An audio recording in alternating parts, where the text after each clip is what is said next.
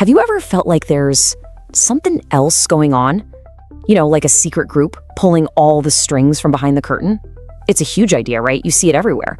But what if the real power isn't hiding at all? What if it's right there in plain sight? That's exactly what we're going to dig into today, based on some really fascinating source material.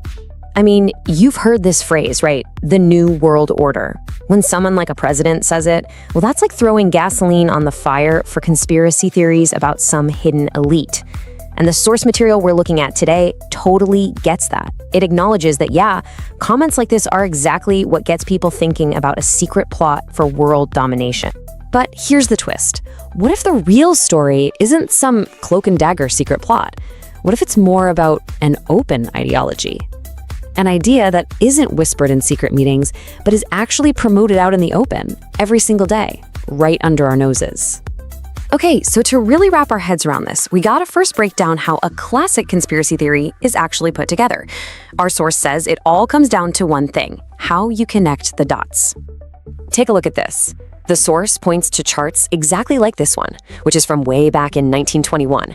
You see how it just draws lines connecting all these different groups across centuries? You got the Illuminati over here, revolutionaries over there.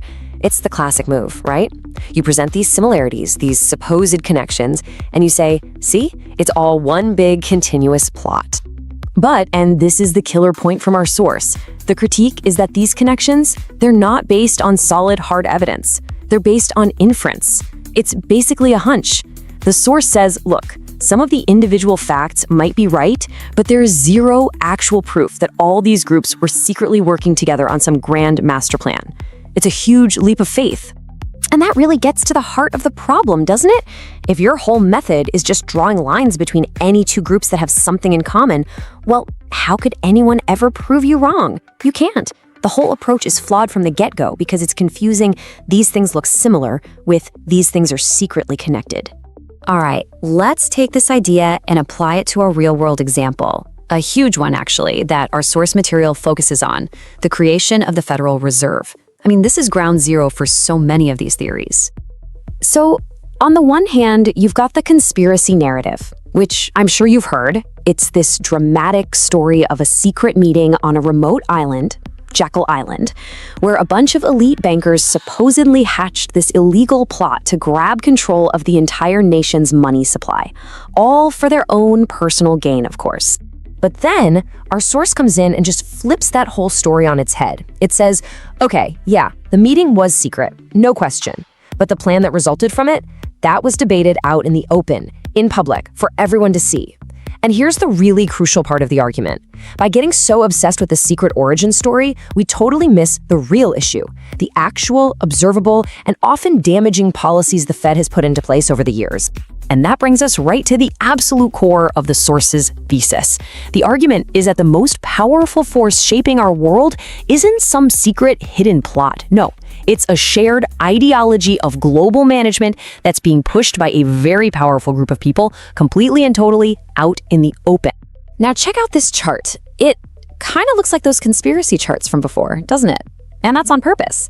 The source uses this visual style to map out the web of open connections it's talking about, this network that links big finance, major industries, universities, and powerful policy groups. The argument is that they're all pushing in the same direction, promoting the same ideas. The source really hones in on some key players here, like the Council on Foreign Relations or the Trilateral Commission.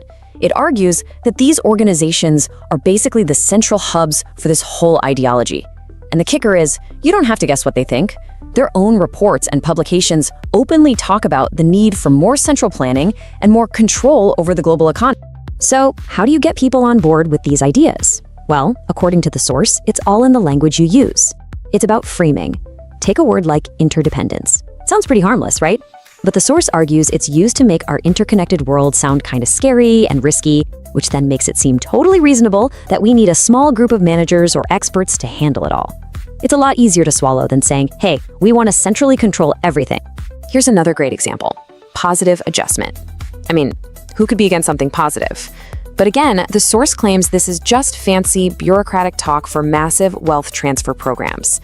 It's a way to take a really big, really political idea and make it sound like a boring, technical, and totally neutral policy decision. Okay, so let's pull back for a second. After going through all of this, what does it all mean? What's the big takeaway here from this really different perspective on power and influence? Ultimately, what the author is saying is this: the real danger isn't some secret cabal of cartoon villains plotting in a volcano lair. The real force, the one to watch, is this highly visible, incredibly powerful coalition of influential people, bankers, CEOs, academics, government officials, who are openly and publicly making the case for more central control over the global economy. And that, right there, is the crucial point. The source argues that while people are busy digging through history, trying to connect dots and find some shadowy conspiracy from a century ago, we're completely missing the very real, very tangible economic policies being pushed and put into place right now, today, right out in the open. So I'll leave you with this final kind of provocative thought. What if the greatest trick powerful interests ever played wasn't hiding from us? What if the greatest trick was to operate right in front of us, using ideas and language that sound so reasonable that we never even think to question them? Wow, that was something, right? But don't go anywhere, there's more coming, and it's going to make you think in a whole new way. Quick reminder, if you like learning cool stuff without the fluff, subscribe now. You won't regret it. Hey everyone, and welcome back to the Violet Vault. Okay, let's try a quick experiment. When I say the words making money, what picture pops into your head? For most of us, it's probably something like this, right? Giant printing presses just cranking out sheets of brand new, crisp dollar bills. It's a really powerful image. But what if I told you that in today's world, that picture is, well, it's mostly a myth? That the real way money gets created is a whole lot quieter, way faster, and happens on a scale that would make those old machines look like a kid's toy. Get ready for this, because this fact is pretty startling. Over 80% of all the US dollars that exist right now were created after the year 2000. Just think about that, and you can bet they weren't all run through a printing press. And that's because today, almost all of our money is just digital. It's numbers on a screen, entries in a bank's computer system. So if it's not being printed, where in the world does it all come from? All right, let's get into it. So the very first thing we have to do is bust that old myth of the printing press wide open. Let's find out where money really comes from here in the 21st century. So if it's not a giant factory with ink and paper, then what is it? Well, it's time for us to meet the real money printer of our time. And trust me, it doesn't use any ink, and it's way, way more powerful than any machine you could build. This digital press we're talking about is the Central Bank of the United States. You've probably heard of it. It's the Federal Reserve, or what most people just call the Fed. The Fed is the one and only institution that has the legal power to create new US dollars, not by printing them, but with a few simple keystrokes. So how in the world does the Fed actually do this? Well, you can kind of think of it like they have a magic checkbook, one with an absolutely unlimited balance. Let's take a look at their biggest tool for creating money, seemingly out of thin air. The official name for this process is open market operations. And I know that sounds super technical and maybe a little boring, but I promise you, the basic idea behind it is actually pretty straightforward. This slide breaks it down perfectly. So first, the Fed decides to go shopping, and it buys assets, things like government bonds, from commercial banks. But here's the crazy part. To pay for those bonds, it doesn't use money it already has. It just creates it. It types new digital dollars into existence and adds them to the bank's accounts. And just like that, poof! Money that didn't exist a second ago is now officially in the financial system. Now, I know this might seem like some abstract stuff happening between big banks, but it actually creates a ripple effect that touches all of us, all the way down to your own bank account. So let's trace exactly how this new digital money impacts the real economy that you and I live in every day. Economists have a term for this. They call it the transmission mechanism. Really, all that means is it's the pathway this new money takes from the Fed's computer screen out into the real world, where it starts making changes. And this lays out the chain reaction perfectly. When the Fed creates all this new money, the commercial banks are suddenly swimming in cash reserves. And with all that extra money to lend, they have to compete with each other for your business. How do they do that? By lowering interest rates. And this creates two very different outcomes. For anyone looking to borrow money, this is fantastic news. It makes getting a mortgage or a car loan or a business loan a whole lot cheaper. But for all of us savers out there, it's the exact opposite. the interest you earn in your savings account goes down, which means your hard-earned money grows a lot slower. And the effects just keep spreading out from there. Lower rates often encourage people to invest in things like the stock market, which can push prices up. It also has a huge influence on the big picture stuff, impacting everything from job growth to how much you pay for groceries, which is, inflation. So let's zoom out for a minute. I really want you to see the incredible scale of this digital money creation, especially since the financial crisis back in 2008 and other major events. Just take a look at this chart. It's kind of staggering, right? This shows the Fed's balance sheet, which is basically just a way of measuring how much money it has created and pumped into the economy. You can see it was pretty flat for decades, and then whoosh, it just goes vertical. It shows you just how much this tool has been used.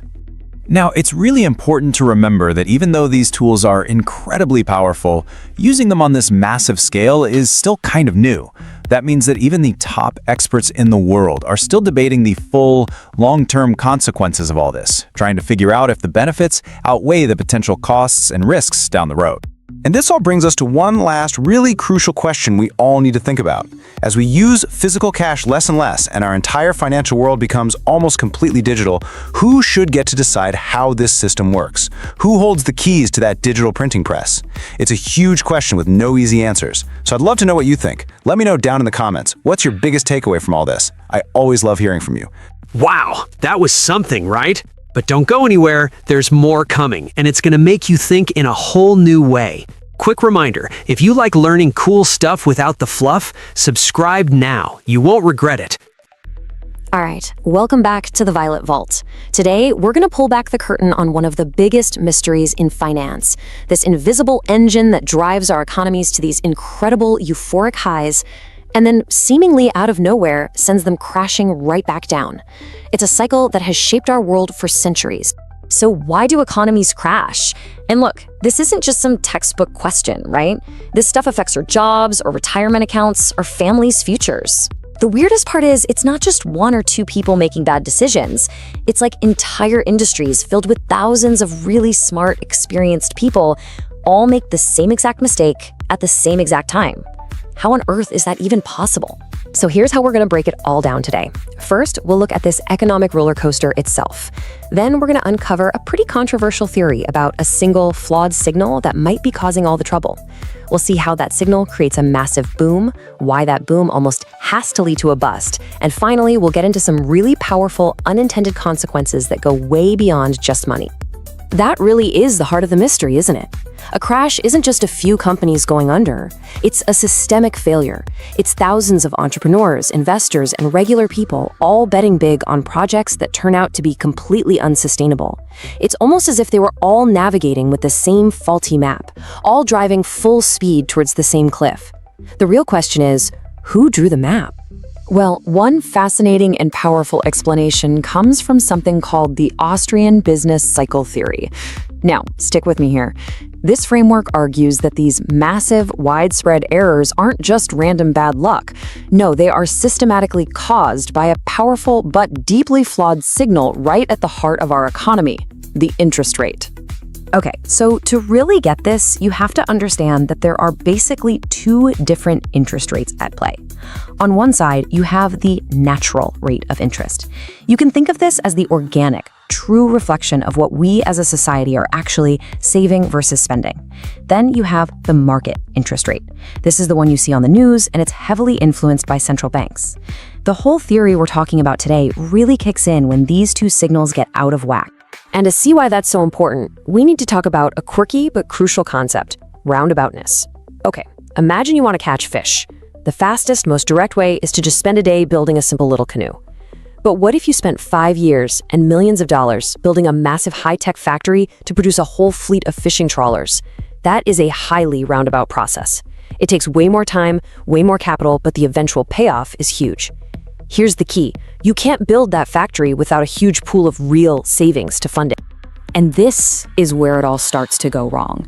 When a central bank artificially pushes interest rates down below that natural, organic level, it sends two completely contradictory messages out into the world. To you and me, the consumers, it screams, "Hey, money is cheap. Go buy that car, take that vacation." But to businesses, that same low rate whispers, "Wow, It looks like people are saving a ton. Capital is abundant. Go, build that giant long-term roundabout project. You see the problem? The economy is being told to spend more now and invest more for the future at the same time. It creates this impossible tug of war over a limited pool of resources. This whole mess leads to a concept the theory calls malinvestment. It's a bit of a jargony word, but it's simple. Businesses, totally fooled by that false signal of cheap credit, start pouring money into those huge long-term projects. The factories, the condo towers, the tech startups, they look profitable on paper, but in reality, the genuine savings needed to actually finish them and for people to afford the final products, they just aren't there. So that's the theory. But does it actually happen in the real world? Well, let's take a look. The economic journey of Brazil from about 2004 to 2016 gives us an almost perfect real-world laboratory to see this play out. Now, what's interesting about Brazil's story is that it wasn't one simple boom and bust. It was more like a double-peak roller coaster. There was this big initial boom, then a quick interruption because of the 2008 global financial crisis, and then the government hit the stimulus button again, creating a second, even more intense boom before the whole thing finally came crashing down. And get this is exactly what the theory would predict. During that first boom, just look at the difference here. The production of regular consumer goods, stuff we buy every day, it grew by a very respectable 62%. But capital goods, those big roundabout projects, they exploded by 145%. That's more than double. You can see the entire structure of the economy was being warped in real time. So what was pouring gasoline on this fire? A fire hose of new credit. During that second boom, credit to individuals actually grew even faster than credit to businesses. This just supercharged that economic tug of war, pushing harder on both sides of the rope. More consumption and more long-term investment, all at once. But here's the thing about a tug of war. You can't pull a rope in opposite directions forever. Eventually, something has to give. Reality always comes knocking, and the boom that was built on a foundation of false signals has to give way to the inevitable bust. And just as the theory predicts, the sectors that flew the highest also crashed the hardest. When that first shock hit in 2008, consumer goods production dropped about 30%. Painful, for sure. But capital goods, they plummeted by 41%. Why? Because those long-term, roundabout projects were the most disconnected from reality, the most dependent on that flawed signal of cheap credit continuing forever. Now, this brings us to a really counterintuitive idea, one that might sound kind of crazy at first. In this view, the bust, the recession, isn't actually the sickness. It's the painful, bitter medicine. It's the market's natural and necessary way of cleaning up all the mistakes, of liquidating those malinvestments, and shifting resources back to projects that are actually in line with what people really want and have saved for. So this table really just sums up the whole dynamic we saw play out in Brazil. Those higher-order capital goods are the most sensitive to that artificial interest rate signal. They get the biggest boost in the boom, but they also get hammered the hardest in the bust. This is what creates that wild volatility that defines the whole cycle. Okay, now let's just zoom out for a second, because this core principle that trying to centrally plan or steer a complex system can have disastrous, unforeseen consequences, it actually goes way beyond just economics. The source material draws a really powerful and, frankly, a pretty grim parallel from history. In 1935, the French government created a central registry for all firearms, and the stated intention was, of course, public safety. Just 5 years later, the world had changed completely. Occupying forces were able to walk in, seize that very same centralized list, and use it for a purpose its creators could have never imagined, to quickly and efficiently disarm the entire population. It's just a sobering reminder of how a well-intentioned central plan can be repurposed with absolutely devastating results. So what's the common thread here? What connects an economic boom and bust to this historical tragedy? It's an idea that Nobel Prize-winning economist Friedrich Hayek called the pretense of knowledge. It's the simple but profound idea that a central authority, no matter how smart or well-intentioned its people are, can never possibly know enough to predict all the ripple effects of their actions in a system as complex as an economy or a society. And that brings us right back home, to a policy that you hear about in the financial news almost every single day, the 2% inflation target that's pursued by the Federal Reserve and central banks all over the world. Now, if you look at this 2% target through the lens of the theory we've just explored, it starts to look, well, a little problematic. The argument goes like this. In a healthy, productive economy, where we're getting better at making things, prices should naturally fall a little bit each year. So to force prices to go up by 2%, a central bank has to constantly expand the money supply. And according to this theory, that action inherently pushes the market interest rate below the natural rate, creating the exact same flawed signal that sets the entire boom-bust cycle in motion, again and again. So if there's one thing to take away from all this, it's this. The interest rate is not just some random number for bankers. It is the single most important signal in the entire economy for coordinating our present actions with our future goals. And when that signal gets distorted, it doesn't prevent crises. It just sows the seeds for bigger ones down the road by encouraging us all to build an economic house of cards. It all leaves us with a really important question to think about. When we try to steer and manage this incredibly complex thing we call the economy, what powerful, unseen currents might we be ignoring? What are the unintended consequences of trying to smooth out every little bump in the road? Let me know what you think in the comments below. I'm really curious to hear your take. Thank you for spending time with us here at the Violet Vault. Don't forget to like, subscribe, and drop your thoughts in the comments below. I'd love to hear from you. Until next time, stay focused and keep growing.